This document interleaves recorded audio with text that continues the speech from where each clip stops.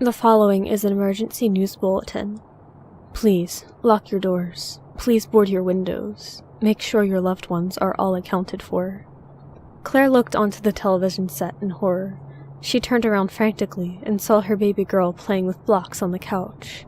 Felix peered into the television, met with the broadcast, which was looping continuously. The outbreak of a psychoactive pathogen being tested in secret by the military as a means of chemical warfare has occurred. The immediate symptom is extreme onset dementia, followed by uncontrollable suicide. The fatality rate for this pathogen is believed to be 100%. Its name is gaze due to the afflicted victims withdrawing from reality, beginning to stare blankly off into space, speaking no words and displaying zero movement whatsoever. The pathogen, now identified as prion, the microorganisms responsible for mad cow disease and a number of degenerative brain ailments, is extremely contagious, so it is advised to stay away at all costs.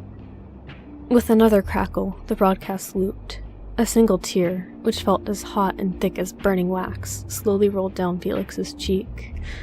His feet were seemingly embedded into the ground, and when he tried to move, it felt as if he was in a pit of tar, incapacitating his ability to walk.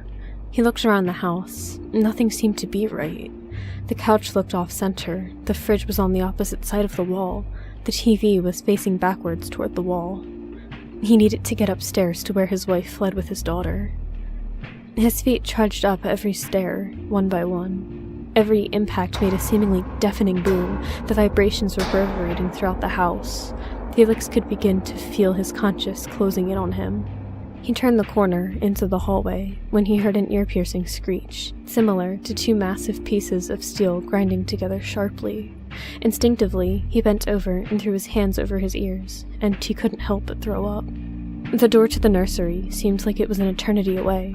He started to crawl, the noise ravaging his ear canals. An invisible force seemed to drag him away from the door. His hand shot up and he gripped the door handle. With a grunt, he pulled himself up onto his 2 feet and opened the door. Claire was standing perfectly still, with Amelia in her arms. He took a step toward them. The stillness remained. The second step, and Felix started celebrating the relief internally.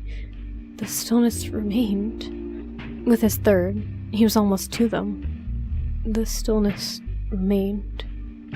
Felix finally got to them. He placed his hand on Claire's shoulder. The stillness remained. Claire?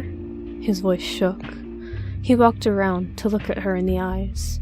Felix was met with the endless stare of his wife into the distance, with his dead infant in her arms.